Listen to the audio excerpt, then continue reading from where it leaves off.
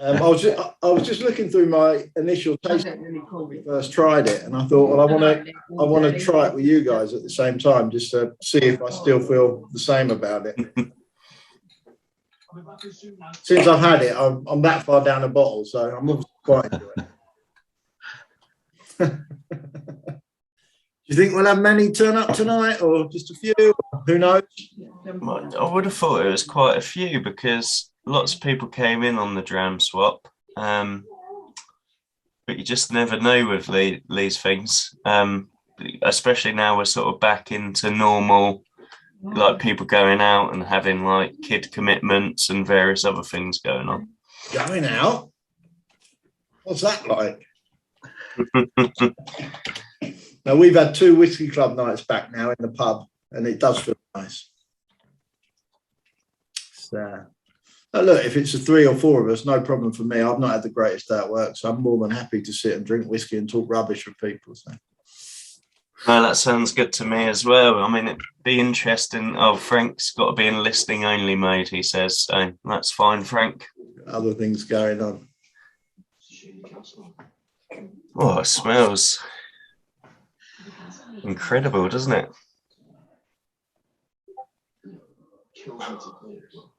Well, Ant sends his condolences. He's working tonight. What does he do, Ant? I haven't really worked that out yet. No, he works for Jaguar up in Solihull. Yeah, so Kino. Are they big employers up there? Sorry, that's up north for me. Oh yeah, so Jaguar's like, I'd say probably one of the biggest employers in that area. They've got a massive plant at Solihull, and then they've got another one over, I guess it's over sort of north of Bakewell. I don't know exactly where that one is, but yeah, I think they've got quite a few sort of units up there. Nice. I know Bakewell, but that's about as far as I go.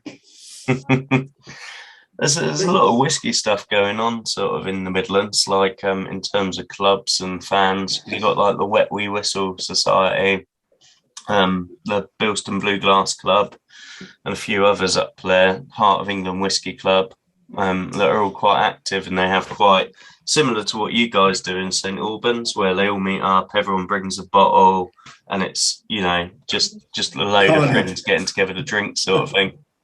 Hi, Ben. Hi guys, sorry I'm late. Don't worry, not a problem.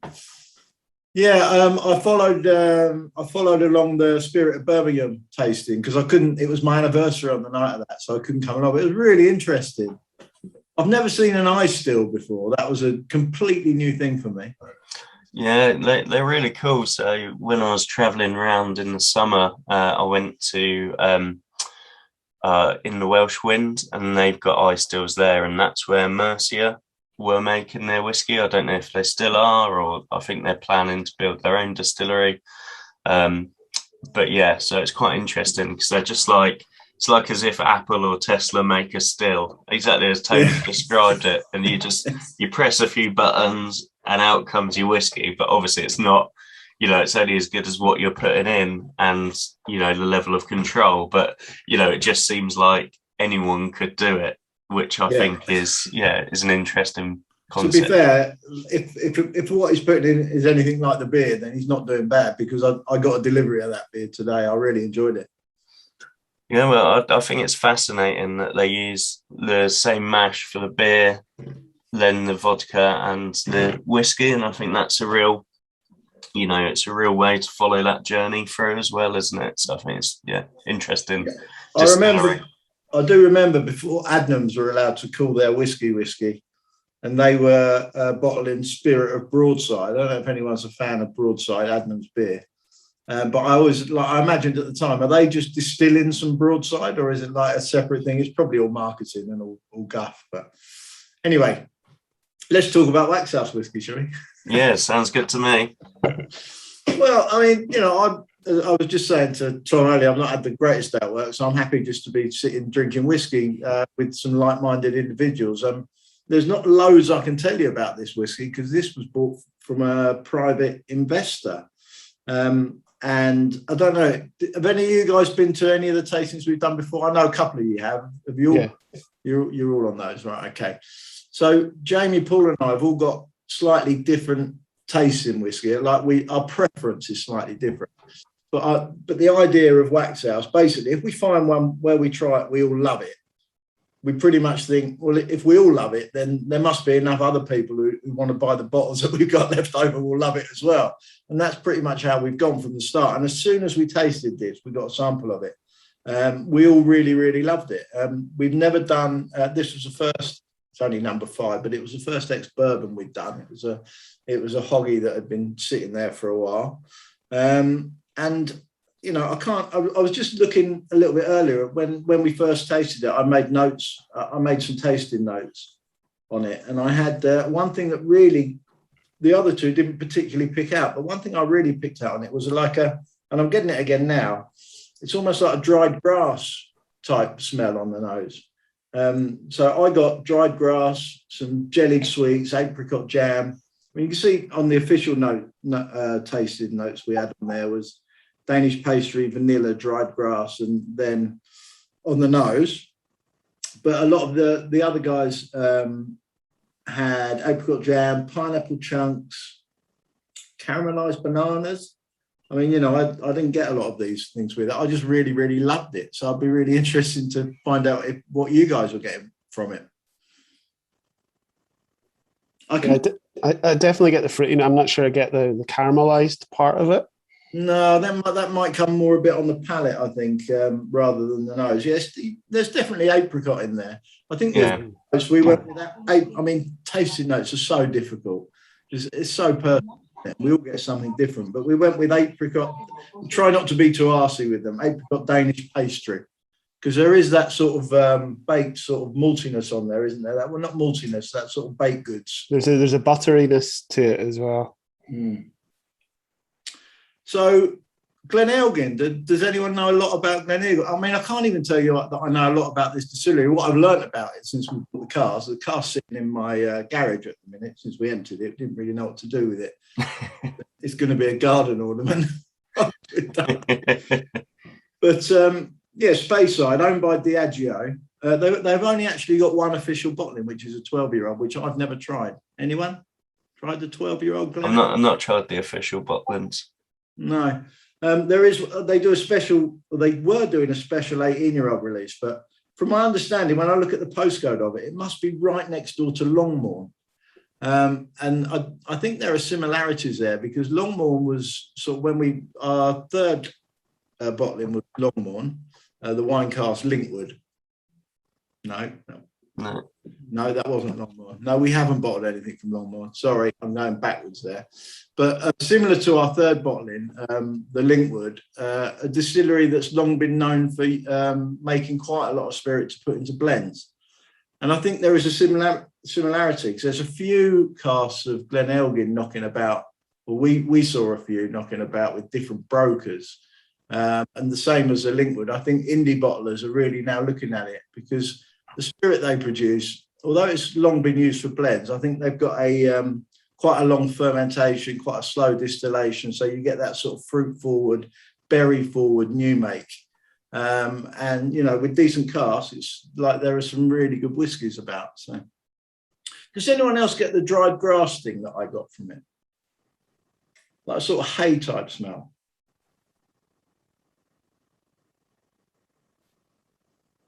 No, just me then. Not particularly. My nose obviously isn't as well developed because I've got astroturf, so we don't get much dry grass here. That's my excuse anyway. Yeah, there's a bit of almost like a jellied sweet thing there as well. Mm. Anyway, I'm not the greatest at describing whiskey. All I know is that I liked it we all liked it as soon as we tried it. And we tried it at cask strength. And interestingly, this was the first whiskey that we've released where I said to the other guys, I think we could bottle this at cask strength. And so then we took it down as we normally do in levels of about like 2 degrees each time. We tried it at 58, 56, 54, 52, and we settled on 54.2, I think is exactly how it came out. But I've found that this bottle that I've had since we bottled it, we're all very happy with 54.2, but I've been putting water with it. I think I've probably been drinking it about 48, 49 and very much enjoying it. So I would implore you to like have a whiff of it, see what you think of it, have a sip, and then try a little dash of water in it just to see how it, if you see what your preference is. Yeah, I have water in my whiskey so little, I haven't brought water to the table, but my first mouthful of it was, yeah, I wonder what that's like with a bit of water in it. Yeah, I mean, there's a thing, isn't there? But, you know, we just want to bottle it. We want to bottle it at its most accessible point. But there's a thing about, you know, it's a bit of a premium product for single cask whiskey, isn't it? You don't want to put it down. You don't want to put it out at 46 or 43 or anything like that. And even at 48, I think it doesn't almost have that premium feel. So we're sort of pushing it higher and higher. But I think the important thing is it's got to just be accessible, isn't it? We want as many. We don't want people to try it and think, oh no, that's too hot or that's not for me. Yeah. I think it's lovely on my first try. You know, I do agree that, you know, maybe a drop of water might open it up a bit more for me. But I think generally, just like when I first put it in my mouth, I was like, oh, that's a really interesting mouthfeel. There's lots of different flavors coming through. So I guess for me, it's more about having just some water to see if it opens it up. I'm going to have some more at the strength you bottled it first. Absolutely. Have it your way. I always say that. So going back, when I say on first tasting, the notes I made here, honey, I found it very honeyed. Vanilla, I think cinnamon biscuits I put down, but I think I might have made that up. They may not even exist. And malt, and I think I got a bit of licorice on the back of it as well. And Jamie noticed, I think on his tasting notes, he said he got something menthol on it at the front of it as well, which I didn't, but I did find something like fennelly or licoricey towards the end. And I think the finish on it is quite satisfying. It lasts quite well, and it's sort of goes on from the palate and moves on. So that, what's in the palate, the honey and the apricot, and you get a nice bit of pepper on the back as well, and it sort of stays with you for quite a satisfying minute or two. So yeah, to be honest with you, all I want to do is sit and enjoy it with you guys. I don't really have a load more to say about it. Talk about how we got there. I'm happy to talk about you know, what else we've been doing, if anyone's got any questions about it. We've been trying some very interesting casks recently. The biggest problem that we're having is, you know, we're not going to buy any casks without getting samples. And sometimes by the time we've got the samples in the post, we get messages saying that's sold. So before we even had a chance of buying them. So buying decent whiskey is getting, well, decent single cask seems to be getting ever harder. But we've certainly made some really good relationships with some distilleries now. I think the Cotswolds bottling sort of, you know, got us noticed a little bit. So we've sort of made some good relationships, and we're looking at working with a couple of other distilleries, as well as getting hold of any decent casks that we can in the meantime. That's wicked. So how did you go about finding a cask from a private investor? Was it someone you guys knew, or do you get introduced to them through a broker, or how does that sort of work? Yeah, we were introduced to them, and it was through a broker. We didn't buy it through the broker, but we were introduced through the broker. It's really strange. Casks, I mean, sometimes a lot of people tell you a lot of things, and you know, you get a bullshit detector with oh, a cask. I mean, I was delivering some of this to my local wine shop a couple of weeks ago when we released it. And he said to me, oh, a friend of mine's got a cask. And I said, okay. And he said, he wants to sell it. I wondered if you'd be interested in buying it. I said, okay, well, it might be, you know, give him my details and I'll chat to him about it. I said, do you know what it is? He said, I know it's 28 years old and his dad gave it to him on his wedding day, but he's not a drinker. So he's never done anything with it. And I said, do you know what sort of cask it is? He said, I know it's sherried. I know it's 28 years old. I think it's from, he said, Glengoyne. And I was like, okay. So somebody who never drinks whiskey is just owns a 28-year-old cask of Glengoyne that's sitting at the distillery, does it? You know, I'm a little bit skeptical about this. I mean, it's entirely possible, I guess. He hasn't given me the details yet, so my bullshit feel massively up. And I think even if it is for sale, it might be a bit too rich for our blood to bottle, because what are you going to pay for that? 25 grand, something like that, probably. But I suppose at that time, Glengoyne weren't selling the single malts and the official bottlings that they've got now. So they may well have been putting some down, and they may well have been selling to private people. So, you know, it's entirely possible. There are some people that own Castle Whisky that don't really know what they're sitting on. But yeah. Sorry, Tom, I was just going to say, I was at a friend's house on Friday, and one of his friends 10 years ago invested in a Chateau d'Yquem cask Brut Gladic, and we had it 7 years ago, and it was terrible as a 3-year-old, and we had it on Friday night, and it is exceptional. Apparently Brut Gladic has tried to buy it back off him several times for silly money. And he's obviously a whiskey fan though, isn't he? He's got enough money that you can't offer him enough money, because it doesn't mean anything to him. He would rather have the whiskey and stick 2 fingers up.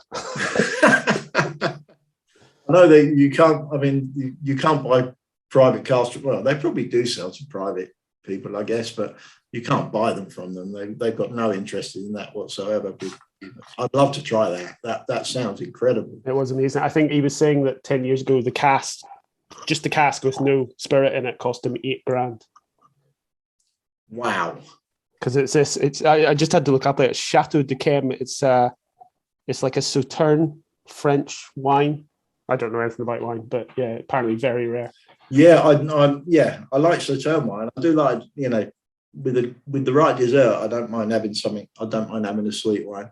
And I think our first ever club night 5 years ago, one of the whiskies we had on was a Glendronach Sauterne cask. And it was incredible. You could buy it for about 60 quid at the time, but it quickly ran out, and I don't think they ever bottled it again. But ever since then, whenever I've seen a Sauterne cask finished whiskey, or I've always bought it and never really found one that matched up to that Glendronach bottling. But yeah, I mean, that sounds great. And I was going to talk about Glenturret then, because our first bottling was Glenturret, and we bought that about a year and a half before Lalique took it over, and they were trying to buy back all the private casks that they could. I think they probably wanted to put them in a nice glass decanter and a wooden box and all that sort of stuff. So about 3 months before we bottled it, Jamie Morrison, he was a rep then, I don't know whether he still is at Glenturret. They've had some bad publicity recently, haven't they? But he said, you know, if you want to sell it back, talk to us. But we thought that was a nice punchy whiskey that would get us noticed, because it was good and peated, and that's what we wanted to kick off with. So we didn't entertain it. Yeah, I think sometimes it's just not worth the money, is it, that they're offering if you've got something like that, especially if they're that desperate to have it back. You know you've got something good then, don't you? So yeah, Frank's nodding away. I bet Frank's got a few casks hidden away that no one knows about, hidden in his vaults on Isla. Same zero. It was funny you saying about people not necessarily not knowing about whiskey, but quite a common thing on Isla when I was talking to like the tour guides, because obviously they're local people, you know, from the community. And the girl at Lagavulin, her dad had bought her and her sister a cask from, I think it was Coolila, because he worked at Coolila and they were selling off casks at the time. And so she was just an 18-year-old doing tours of Lagavulin, and she had her own cask just sitting in Coolila, just accumulating money or value. I'd imagine, like, I don't know, with a 28-year-old cask, you know, going back to that bloke, you know, potentially could be over oaked if no one's been doing anything with it. Well, that's the thing. If it's just been sitting there, you think if it is at the distillery, someone from the distillery might have been phoning them up now and again saying, do you want to draw any of this off? You know, just to see what it's like. Because it could be off by then, I would guess. But if you lived on Isla, you'd definitely try and own a cask, wouldn't you? Yeah, definitely agreeing. But yeah, well, I would. I don't know if has anyone else put water in this, because it has changed it. But for me, the big change is I'm getting an almost effervescence on my tongue on the finish. It's almost like it's fizzy. You're not the first. Well, I'm saying not the first one who said that with water in it. On Jamie's note, he said a fizzy apple. He's got. Yeah, I haven't got definitely get that.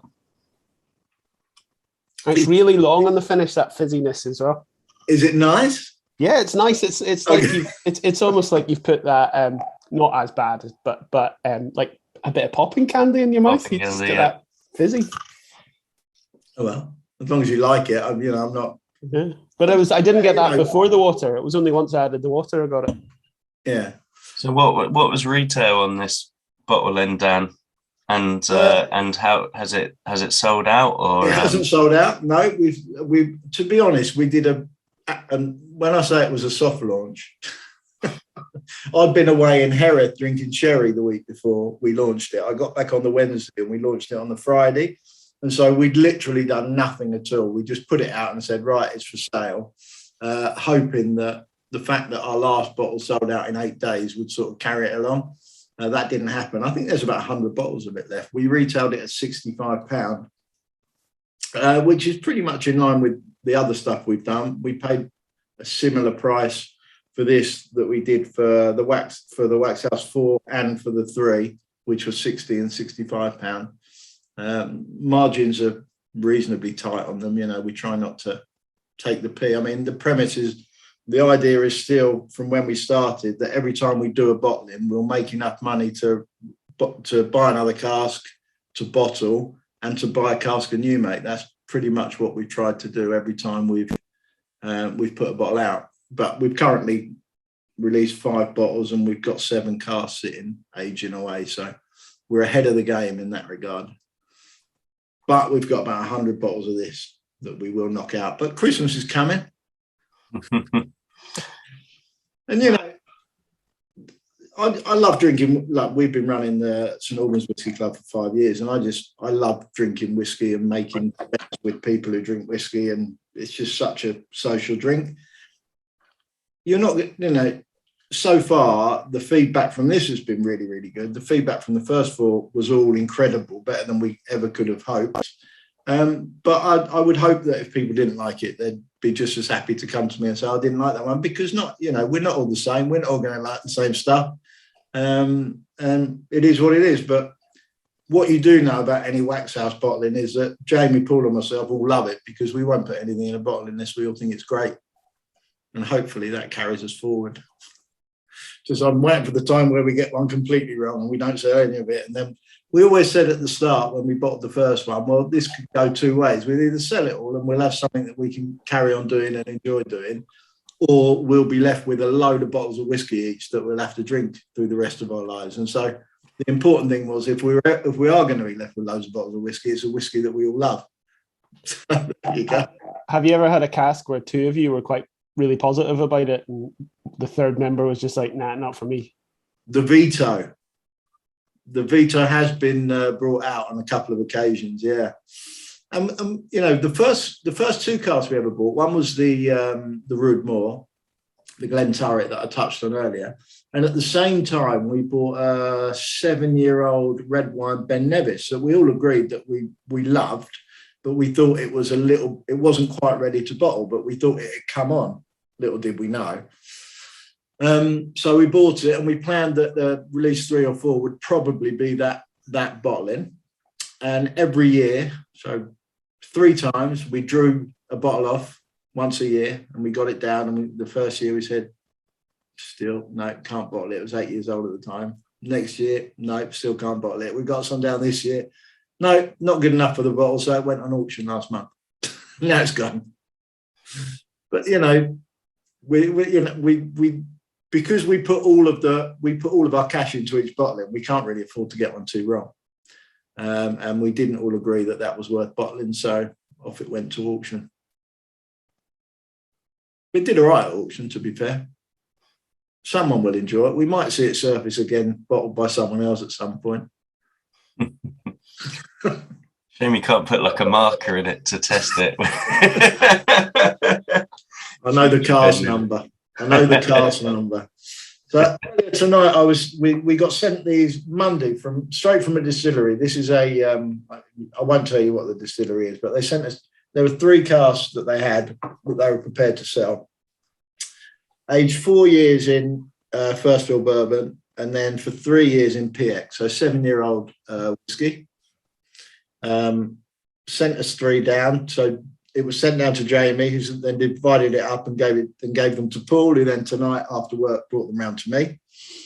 And just as I pulled the first one, there was an email come through saying 2 of them are sold. I was like, come on, if you're going to send us samples, and charged us for the samples as well, and said if you buy a cask, we'll take the charge off. At least give us time to try them before we tell you whether we want to buy them or not. So in the end, there was just one that that was available, and yeah, it's really, really good. So you've got to make sure that your diaries are aligned. So as soon as that sample hits, you can all try it that night and make your decision then, basically. Yeah, it's crazy. At least they'd give you like 24 hours or something. I think it turned up yesterday morning. So Tuesday morning it turns up. Wednesday night I'm just about to try it, and 2 of them are sold. Yeah, so we've had that before as well. We had that we were looking at we were offered a couple of casks of 4 Square rum. Not that we bottle rum, but we thought it would be nice. Jamie and I were going to buy that on our own with the idea of either drinking it or bottling it. And we sent the sample, and before we'd even got the sample, before it turned up in the post, they told us it had sold out. I think a lot of people are buying casks without trying them. Maybe they've got enough money, or they're just investors and they're not really bothered whether it's any good at the minute, or they're not bothered whether they try it because they know that they'll be able to turn it over in the future.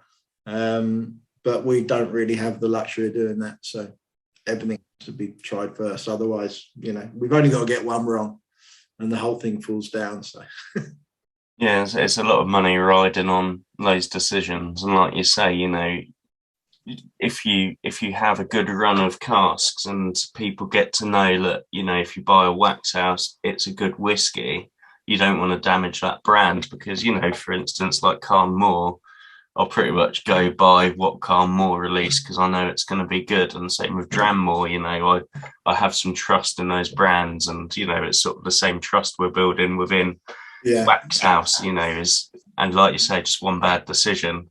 And if you've got the luxury of, if you do buy a cask, it's not quite what you want. You've shown with the Ben Nevis that you can resell it, but you don't really want to be in that position, do you? It's a lot of, stress if it doesn't sell for what you want and that sort of thing as well. So, yeah, fortunately, over the last few years, the price of whiskey has pretty much done well. You can't really have gone wrong with it. I think that will change with all the new distilleries that are. There's a lot more new make being made now and put into casks. So I can see a time in a few years where there will be a glut and there'll be a lot of casks sort of being traded about, and it might not quite have the appreciation that it has now, like in value. But yeah, certainly over the last few years, you couldn't really have gone wrong. There is one project that I'd really be interested to hear some feedback on. We've got a cask. A good cask of 7-year-old. It was a refill bourbon, refill ex-bourbon cask from Ben Rinner's, and we only bought this with the idea of splitting it and putting it into some quarter casks. So like trying to find some really unusual casks.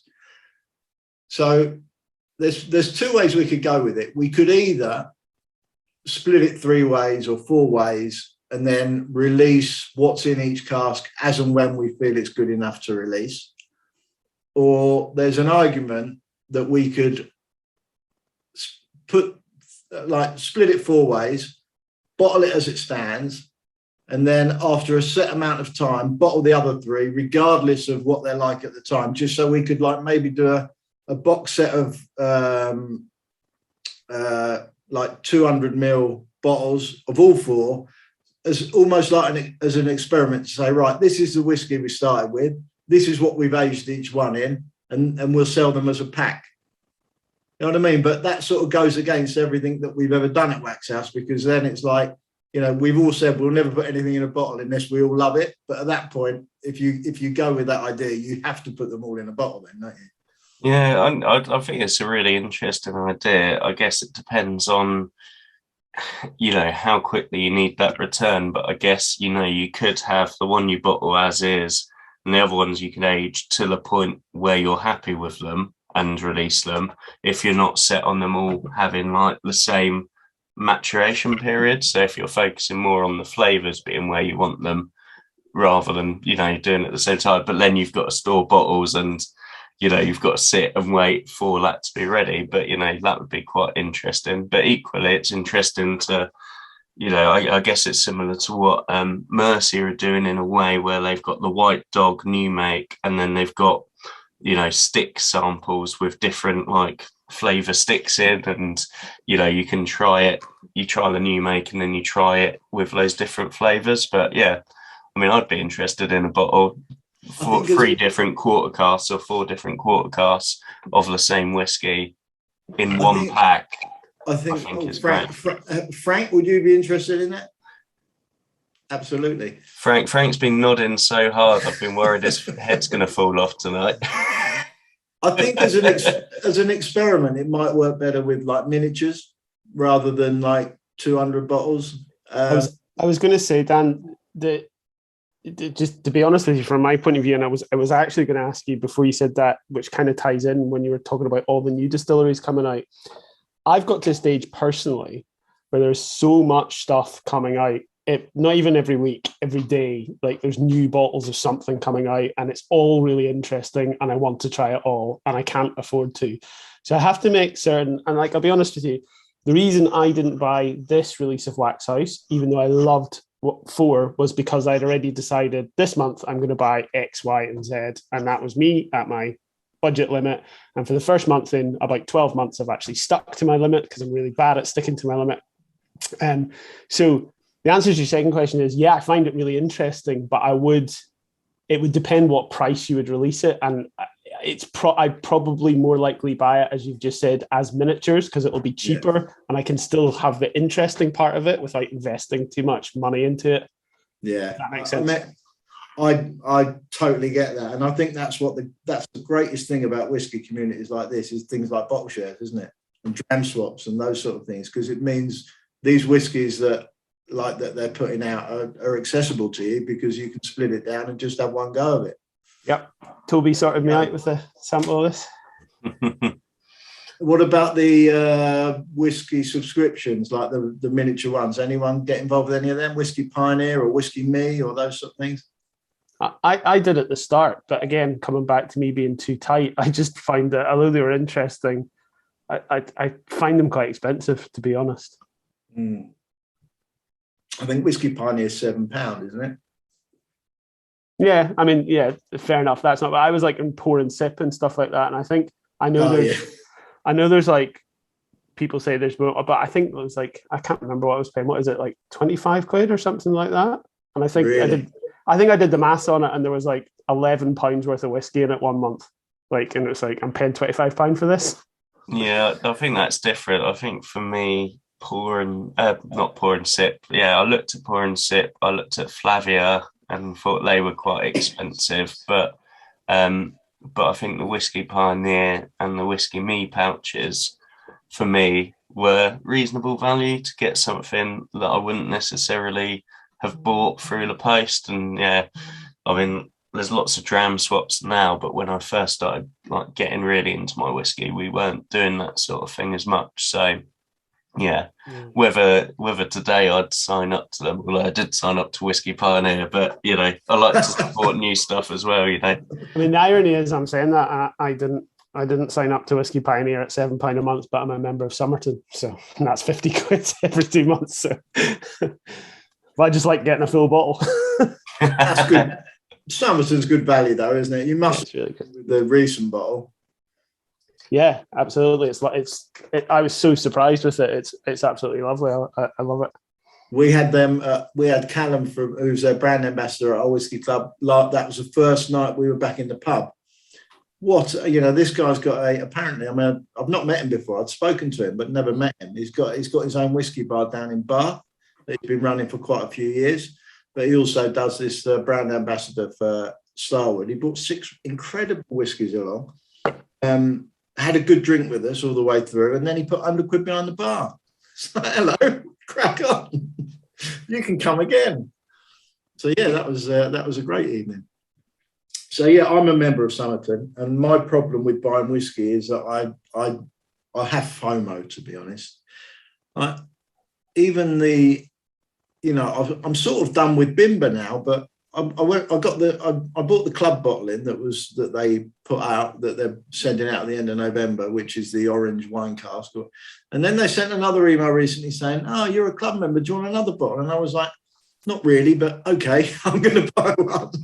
So at least then I can put one bottle into our whiskey club for a future night when we're curating our own nights, and then keep a bottle at home. But I just get an email about some things, and I think, yeah, I just can't swerve that. I've got to give that a go.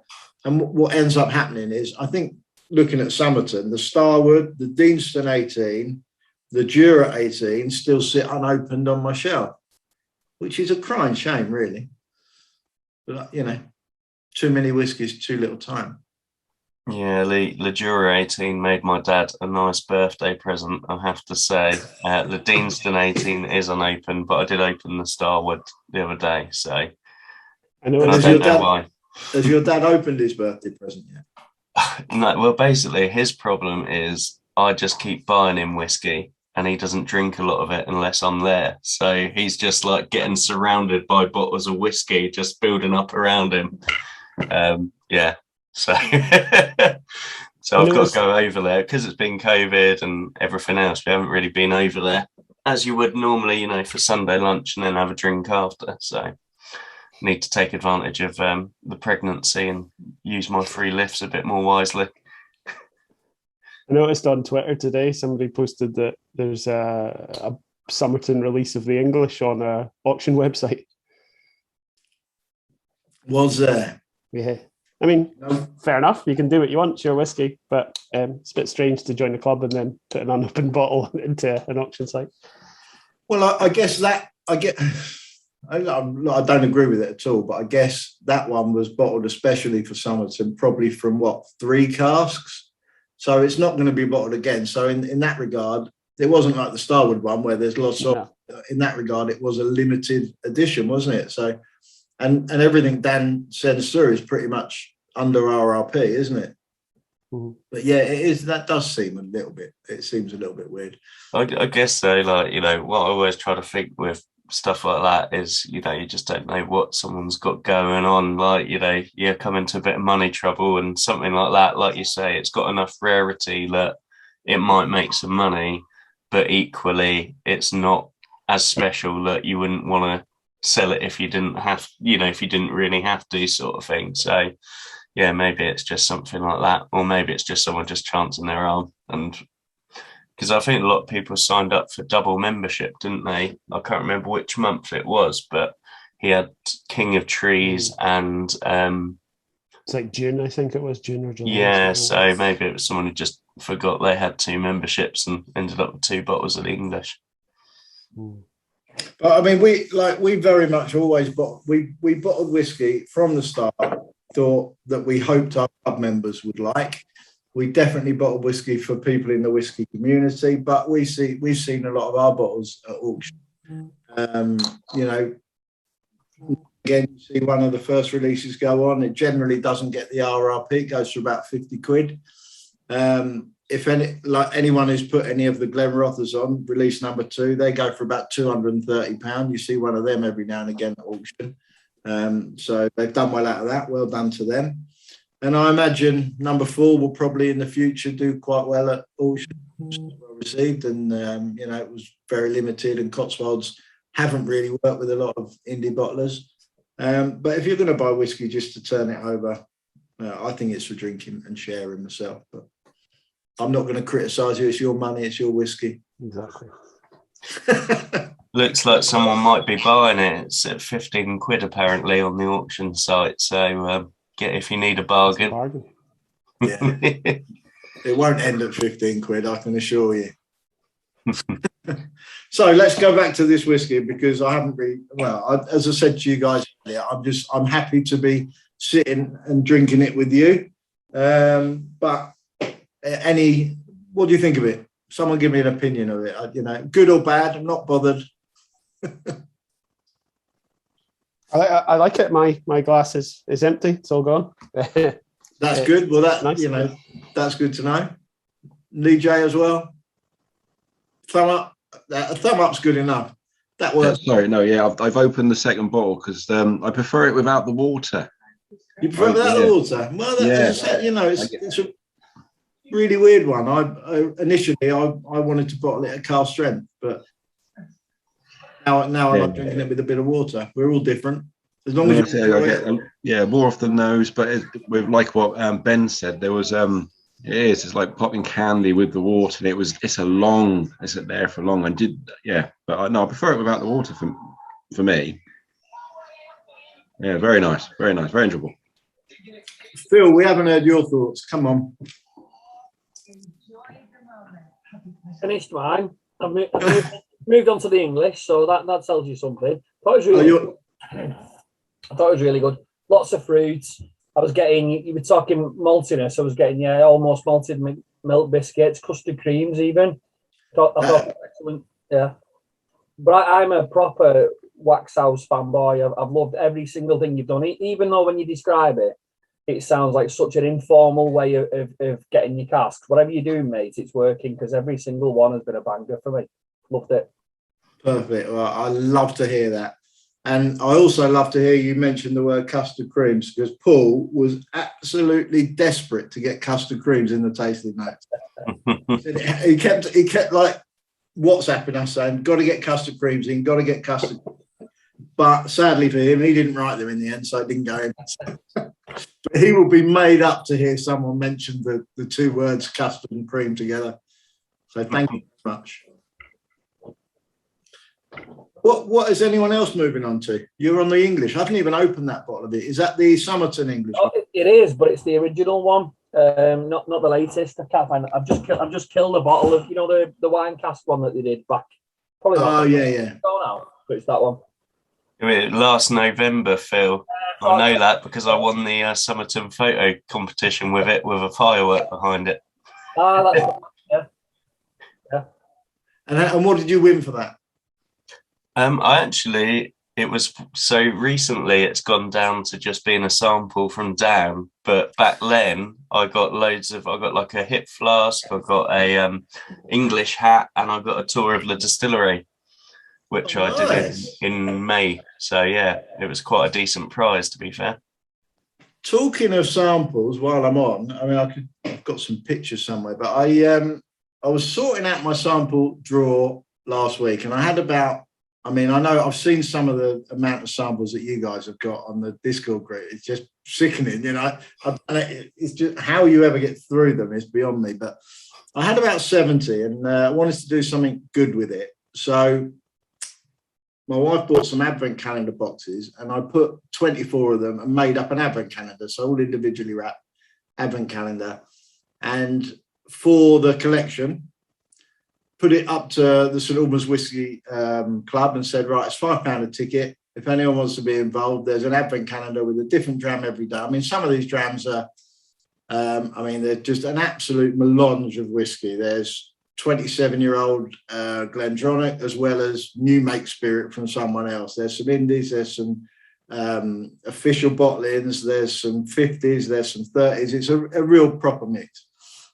So put it up on our WhatsApp group on St Albans, and it raised so far £345 in raffle tickets. Wow, that's incredible. Which is just ridiculous. I said to them, I'd like to sell 20 tickets and get £100. And I did say to Anthony, because I've got at least another 40 left, that I'd be more than happy to do one for the Discord group. There's some really good stuff in there. So if there's enough people that fancy putting a fiver in to get a chance of 24 drams dressed up in a advent calendar, then I'm more than happy to do it again. So, well, I'm sure you won't be short of takers for that. Most of us are already feeling our wallets just vibrating in our pockets right now. Well, he said to me, a lot of them have sent us a lot of money recently for different dram shops. And I said, well, look, I don't, I'm giving it away, so it's not a problem. It's just a good way, a bit of fun, and a really good cause. So yeah, well, Washhouse says take my money in the chat, and I missed actually from Frank. He said he doesn't have the sample tonight, but he did want to say that every Waxhouse he's tasted so far was great. So good ringing endorsement there from Frank. Thanks, Frank. Really, really appreciated. You've got like the beard contingent from the COs on your side now, with Lee J, Frank, Ben, and Phil there. I'm more challenged in that department, but regarding COs, do we know what percentage of COs currently sporting beards? Anyone done that? Anyone looked at those stats? Well, we need to get Johnny on that. I think that'll be his next assignment once baby's out and he's back to being in the chat a bit more. I think he's on high alert at the moment. Well, I might put, just so you know, in case anyone's interested, I may well put something up on the group about I've got advent calendar boxes. I've got all the whiskey ready, and because it went so well with the St Albans Club, I actually opened because of FOMO a little while ago. I bought a Scotch Malt Whisky Society 24-year-old Glenrothes. I think they called it Molten Armchairs. They do come up with some ridiculous names for them. But I was celebrating the fact that we'd raised that money, so I opened that, and on Christmas Day I'm including 100 ml of that as well in the advent calendar. So that's definitely worth having. So it's worth putting a fiver in for that if we get it up. Yeah, stick it in the chat, Dan, and we'll do some. We'll make sure it sort of stays live, and yeah, I don't know how you do it, whether it's a PayPal or something like that, but. Well, I mean, with me, I've just got the guys in the Whisky Club to send it directly, but with this one, I'll probably get Anthony to take over taking the payments, because I'll just box it and send it away when we know who the winner is. So we could probably do some sort of randomizer and do a live draw just before the end of November in time that we could be sent off as well. Yeah, wicked. So, yeah, me and Phil and Lee J are in a dram swap advent calendar at the moment. So we've got 4 people in it, and each person sending 8 drams to the other 3 people. So we've got some advent excitement, but I'm sure we'll all be up for at least 1 or 2 more advent calendars, don't you reckon? Yeah. So you got 8 drams over 24 days, one every 3 days? No. So each person sends 3 other people 8 drams. So everyone ends up with 24 drams. Right. But yeah, completely random sets of 6, sets of 8. And then I'm sending 6 random drams to Frank, and he's sending me 6 as an advent calendar as well. So you're not even going to see Christmas Day. I just got to hope it doesn't flood over Christmas and I can drink them. Why is that likely where you are? Oh, I work for the Environment Agency, so every Christmas Day I'm always working dealing with flooding. It's just inevitable. So do you have to do call out? Is that part of the role? Call out on Christmas? I used to be the bloke who had to go out, and now I'm the bloke who calls everyone out. So yeah, I've sort of evolved in my older age now. But everyone likes having me on because I understand what it's like for them being out there. So I try and limit it and not send people out if we don't have to. But I get it. You've changed. I've changed, but there's good money for them if they work Christmas, and then you can party on New Year's. So Ben, you've got something very dark there. Go on, let us know what it is. So that is the James Eady bottling of the 8-year-old Glenord, 8 years, first full PX hogshead. It's wonderful. Do you know what? I've got an unopened bottle of James Eady Mannockmore PX, which I bought after they came to the club about 3 years ago. I don't know why it hasn't been opened. I haven't got around to it. And it's a similar colour to that. And you think, how can it really be that colour? And I suspect it was probably a wet fill, and there might have been a little bit of PX in there when they filled it up with spirit. But I don't mind; it tastes incredible. So yeah, I met the Barry, the whiskey chap, was up in Edinburgh with his family last week, and I met him last Tuesday, and we went out to the Bull Bar And we were just randomly, let's get a whiskey, and they had the whole new James Eady release in the bar, and we ended up just drinking a lot of James Eady stuff because everyone we had, it was like, that's so nice. And then when we went back to the bar, we kind of, our eyes just kept coming back to it. And we were like, yeah, let's just try more James Eady stuff. They were all so good. The Kalila 13 was amazing as well. Yeah, they've bottled a few Kalilas, haven't they? Yeah. They ever done anything with any tastings with the group? Not with the group. I've had a few sort of flights from other groups. Nick Gascoigne's well into them, so he normally buys a lot and does sample swaps. But yeah, we haven't had them in. That'd be quite a good one. I don't know if the guy's still there, but the guy came to us. He's the only ambassador that's ever got the hat-trick ball from St Albans Whisky Club. He's been 3 times.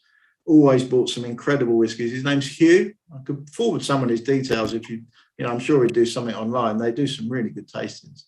Yeah, that'd be great. Yeah, if you share them with Ant, and then he can farm them out to one of us to try and get in touch. But yeah, that'd be really interesting.